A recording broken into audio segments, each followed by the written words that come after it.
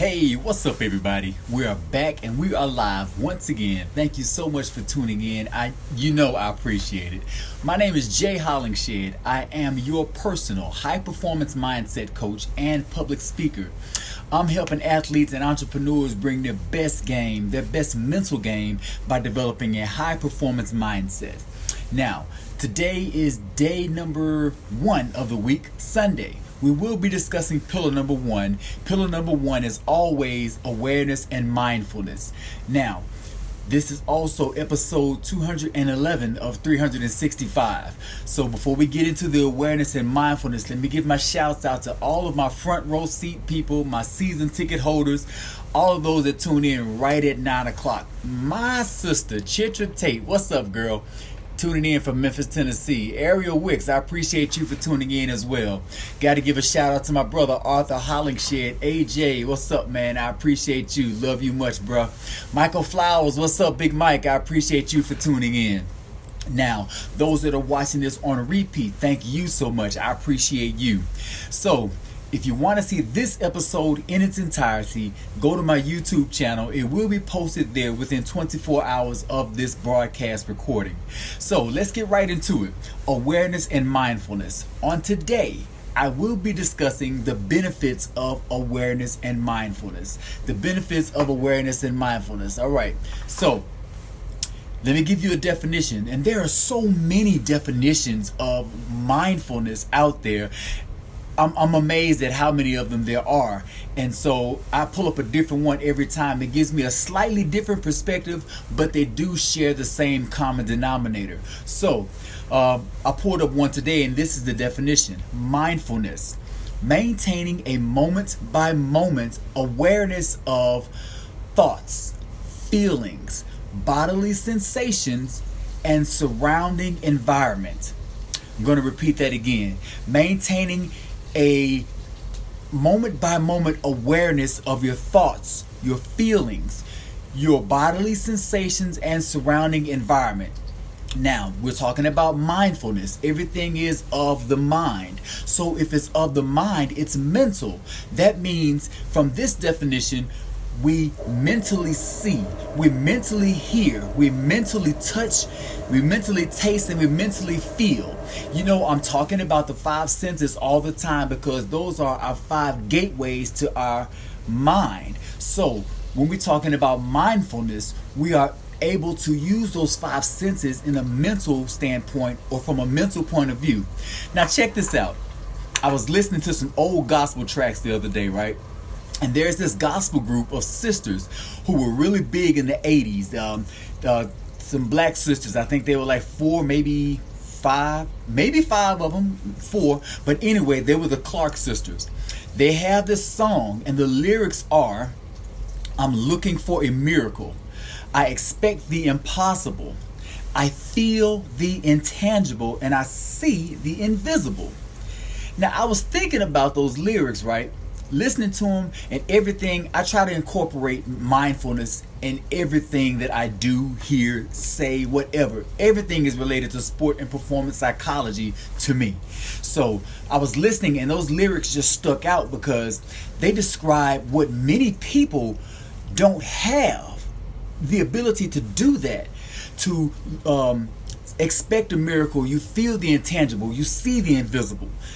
Not many people had the awareness or the mindfulness to even grasp that concept. Now, those lyrics are talking about a mindful awareness. Now, according to some research I've done, a description of feeling intangible. Feeling intangible is feeling the motives and intention. You're feeling the intangible, so you feel the motives of someone else. You feel the intentions of someone else before they approach you. It's kind of like you know what they're going to do. You know what they're up to. You can feel when somebody's up to no good, or you can feel what somebody is about to do. How many times have you been in a movie theater and you be like, "Oh snap, he getting ready to do that." Boom, he did it. Just like that. That's that feeling the intangible. You feel the motives and intentions. Another lyric they have, "I see the invisible." Seeing the invisible. Now, you are seeing with your 5 senses, right? But you're seeing mentally. You're seeing mentally. When you see the invisible, you see circumstances unfolding. You are aware of unfolding, you're aware of the result of unfolding circumstances while you are watching the circumstance unfold. You see something happening and you already know what the result is going to be. You see unfolding circumstances around you and you already know, you can feel what's about to happen. That's that what most people call ESP, extrasensory perception. Other people call it, it's not ESP, they call it just sixth sense. I just went over five senses. They call it just sixth sense, where you're able to sense, touch, taste, feel, hear, and see things with your mind. It's mental. So that's called your sixth sense. Now, from an athletic and an entrepreneurial point of view, that's my main audience. I got to target you. So from an athletic point of view, I'm going to show you the benefits. I'm going to share with you the benefits. From an entrepreneurial standpoint, I'm going to share with you the benefits. First off, here are some athletes that benefited from or still benefit from practicing mindfulness. They have that sixth sense and they have that ability to see circumstances unfold. They have that ability to feel what you are about to do, what's about to happen. These are the athletes that do that and did that, and they are great because of that. Athletes like Michael Jordan practice mindfulness on a regular, still practices mindfulness to this day. Kobe Bryant, same thing, practice mindfulness like it's nothing else. It's just a regular daily routine. LeBron James, same thing. Another great athletes. They are great because of their sixth sense, that ESP, that extrasensory perception. Also Serena Williams, tennis player, she practices mindfulness all the time. It's a practice of hers. But if you notice, what's the common denominator of all these athletes? Greatness. Greatness, because they use what most athletes don't use. That sixth sense. They practice mindfulness to gain awareness. And that's how you gain that awareness. You practice mindfulness to gain a greater awareness. And when you have that awareness, you can actually work through things like the lyrics from the songs of the Clark sisters. I feel the intangible. I see the invisible. I expect a miracle. Yeah, that's what you are doing. You are performing miracles on the court. Now, here are some people, some CEOs, corporate, we got some executive officers here. Now, Oprah Winfrey practices mindfulness. She is great for that. Her greatness came from practicing mindfulness along with her dedication to her craft. But mindfulness plays a big part, and she will say that herself. In fact, she is quoted as saying that. Not just her, Steve Jobs, the mind behind the Apple. His solutions, his ingeniousness came from practicing mindfulness. He is quoted for saying the same thing. Practicing mindfulness for awareness. Not just that, the great inventor Nikola Tesla practiced mindfulness on the regular. In fact, there's a magazine back when Nikola Tesla was alive, back in the early 1900s. There's a magazine called The Great Inventor, and what he did, he was quoted in that magazine as saying every invention he has or that he came up with, he went forward with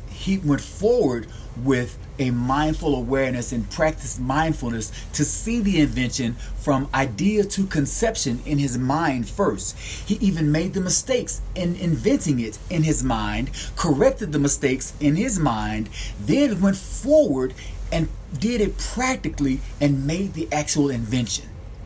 He did it with all 20 plus of his inventions. So those are the athletes, those are the entrepreneurs, the CEOs that benefit from practicing mindfulness, and you see they have legendary greatness, a legendary status.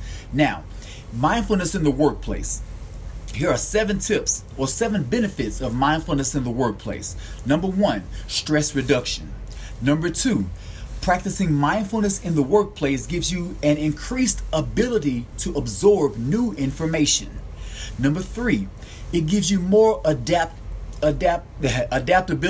You can adapt to things more easily, readily to adapt to whatever situations that come to you in the workplace. Why? Because you practice mindfulness. You have that awareness. You have that ESP.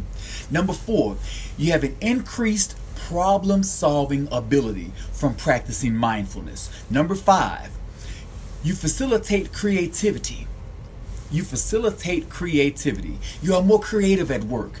So that gives you that ingeniousness you can apply to work. You can do what others can't at work because it's your uniqueness that's bringing out a work. When you work, you are recognized for your own creativity, for what you do that goes above and beyond what someone else does. Why? Because you practice mindfulness. Number 6, increased vitality. You have more energy from practicing mindfulness. Number 7, there's an increased empathy for others from practicing mindfulness. Those are the 7 benefits that I've looked up that you can get or gain from practicing mindfulness in the workplace. Now, practicing mindfulness in sport reduces performance anxiety, improved focus. It elevates your confidence. You have a greater awareness of your abilities. These are benefits that have been stated by athletes. Not just that, you have a greater sense of control from practicing mindfulness for awareness when you are an athlete. It regulates your reactions to potential game stressors. That's a big one right there. That's a big one. Number 7, it keeps you calm, allowing you to think under pressure. Now that goes, you can use that for workplace, sport, almost anything. But practicing mindfulness isn't just for the workplace. It isn't just for sport. Those are my 2 target audience, entrepreneurs and athletes. But you can practice mindfulness and gain that awareness, that ESP, that extrasensory perception. You can do that and gain that, what some people call an unfair advantage over your competitors. Apply that to any aspect of your life. In fact, I recommend you do that. That's my recommendation to you today. Start a mindfulness practice. Now, if you want help developing a mindfulness practice, or you want more insight about the mindfulness practice, I give mindfulness workshops. I do mindfulness training. That's what I do as a high-performance mindset coach. Reach out to me. Click the links that are involved, the links that are above in the description of this particular video. Not just that, go to my websites. You can call me on my 800 number. All of that is available. Click the links, inbox me, comment below. You got me. Reach out to me. I can help you and get you through that. That's all that I have for today. In today's episode 211, pillar number 1, awareness and mindfulness. And before I get off of this, you know I gotta say it. Every action you do is a performance. Every performance results in an excuse or an effort. Have you made more excuses than you made efforts for today? If so, recalibrate, start tomorrow fresh, making more efforts than excuses. That's all that I have. I am Jay Hollingshead, your personal high-performance mindset coach and public speaker, wishing you to be well, be blessed, and be blessed. And as always, through love, be a blessing. God bless.